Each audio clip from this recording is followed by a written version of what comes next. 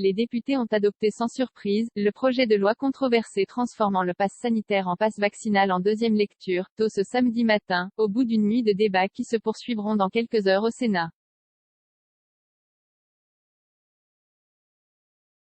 Entamé le 29 décembre en commission, le marathon de ce 12e texte d'urgence sanitaire depuis mars 2020 s'achèvera dimanche après-midi, avec un ultime vote de l'Assemblée nationale, au bout d'un parcours chaotique marqué par des couacs, des polémiques et des rebondissements.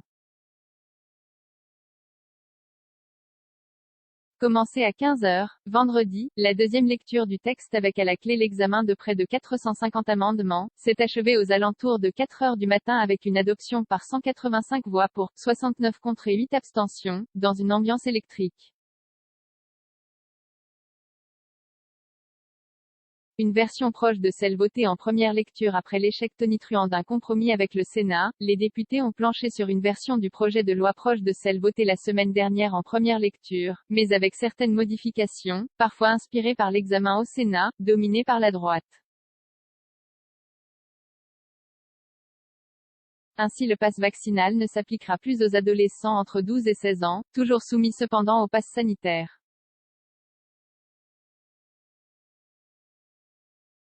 Vérification de la concordance d'identité, avec le pass, renforcement des sanctions contre les faux passes, possibilité de subordonner l'accès à des réunions politiques à la présentation d'un pass sanitaire ou vaccinal. Les débats ont achoppé sur les mêmes dispositions qu'en première lecture, sans pour autant que gouvernement et majorité ne changent de cap.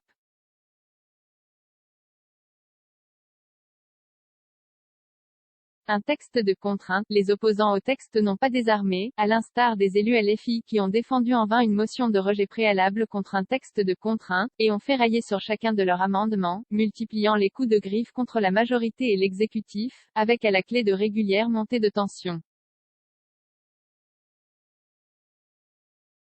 Accusé de manœuvre politique, avec ce texte puis l'échec de la commission mixte paritaire, CMP, LREM et ses alliés ont mis en avant leurs responsabilités, et souligné les divisions chez LR en fonction des votes.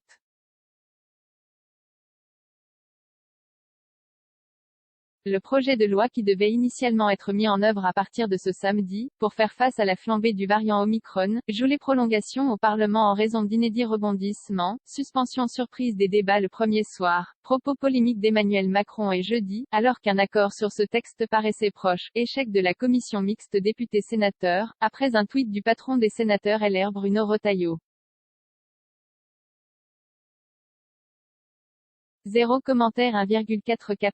partagé sur Messenger, partagé sur Facebook, partagé sur Twitter, partagé sur Flipboard, partagé sur Pinterest, partagé sur LinkedIn, envoyé par mail, sauvegarder une faute, imprimé.